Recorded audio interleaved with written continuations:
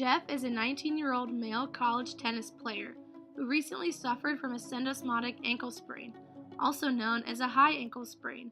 High ankle sprains are caused from extreme external rotation or dorsiflexion.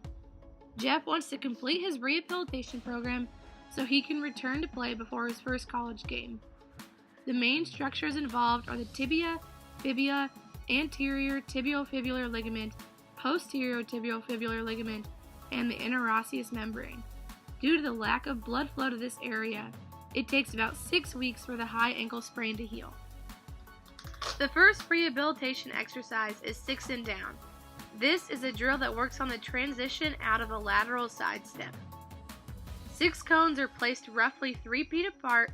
Patient sidesteps over the cones and back. The patient should make sure to push off on his back foot and stay light on his feet to reduce contact on the ground. Once the patient is able to complete the drill without pain, they can move on in the progression. The 6 and down progression incorporates a tennis ball and racket. After 1 rep, a ball will be thrown at the patient to mimic tennis gameplay. As the patient's ability to complete this exercise increases, the amount of tennis balls thrown may also increase. Overall, this drill is used for speed, agility, and ankle strength. The next rehabilitation exercise is the run, shuffle, run. The patient begins at one of the cones and runs forward. Once at the next cone, the patient changes their movement into a side shuffle. Similar to the previous exercise, it is encouraged for the patient to stay light on their feet. Once the patient has finished shuffling to the next cone, they run forward and then shuffle once more. This completes the exercise. The progression includes a tennis ball and racket. At the first cone, the patient practices the serving motion, and then at each cone, they then practice the backhanded motion. To increase difficulty, the patient can swap out one of the forward sprints for a back pedal jog. The third exercise is the 6-cone pickup. The patient begins with 6 cones to their left and then side shuffles over to the cones. To pick up the cone properly, the patient should lower their hips while reaching for the cone. Overall, this exercise works on body control and maintaining a low center of balance. The patient can move on in the progression once they are able to move all cones in under 40 seconds with no pain.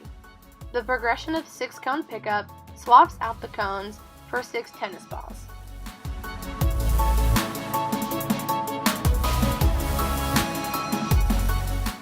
The final exercises fall into the category of Murray footwork. The patient begins with 2 cones about 6.5 feet apart. Starting at whichever cone the patient pleases, they will make a figure 8 motion. Overall, this exercise works on footwork and ankle strength. Similar to previous exercises, it's important for the patient to stay light on their feet while pushing off the back foot. Once the patient is able to do 2 minutes of this exercise without pain, they can move on.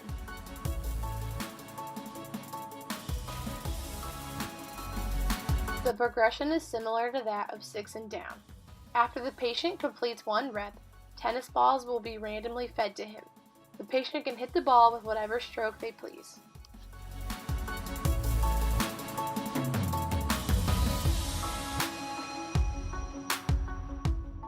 Once the patient has completed their rehabilitation exercises, the doctor, coach, and player will be consulted on when they can return to play.